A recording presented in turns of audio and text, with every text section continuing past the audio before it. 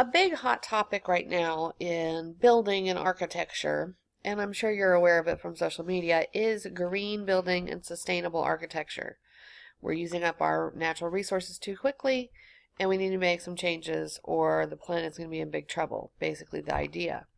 So we're going to go through this PowerPoint pretty quick so you can get some information on the idea of this, and then we will be touching on some up and coming new trends, new products, and such throughout the year as we kind of come back to this idea.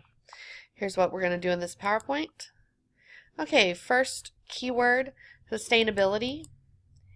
Here's the philosophy. And I'm going to click through these and let you just take a second, pause it, read through these, make sure you understand what they are. Okay, make sure that you have looked at these 5 capitals. We're interested in balancing all of these out.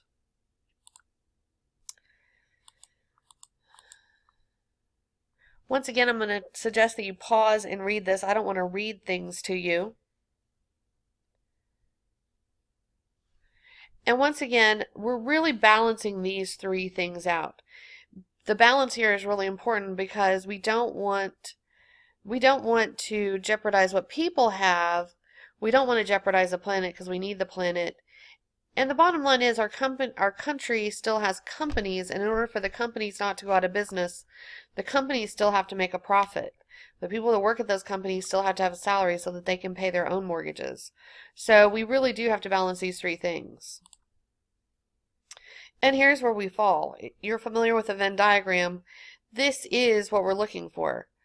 So human life, this is the same 3 we had there. Human life, society and the planet, and the economy.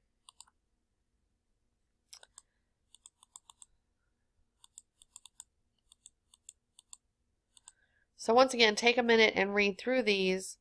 We want to optimize our site potential. Think about the word optimize means to use something to its full potential. That's really important. So the site is where where our building is going to be built. Energy, using energy is super important. We're rely on petroleum, and we really want to rely on better energy sources. Water conservation, really important. Optimize the materials we use, and then later on optimize and think forward, because buildings stand there for, maybe 50, 100 years. We want those to be easy to maintain, not require a lot of more resources, and easy to operate. Preserve natural conditions. We don't really want to change everything into concrete and asphalt. We want to keep some of the nature. Human comforts. On each one of these, please take a minute to read the slide. And we want to think through the whole cycle.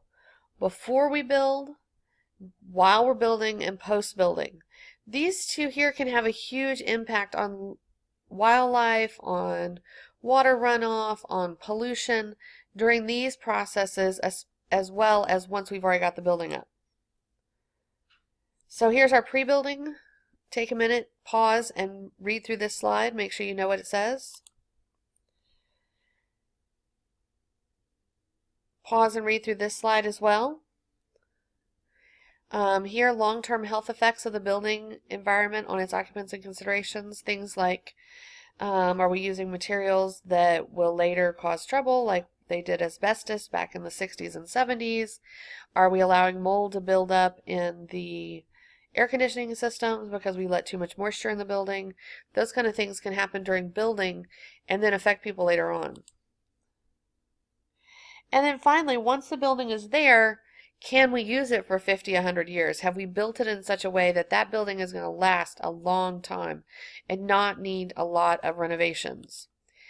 But we do have another thing of the buildings that already exist that are maybe not up to what we really need them for. When we start remodeling, are we remodeling in a way that we're improving the buildings as far as sustainability?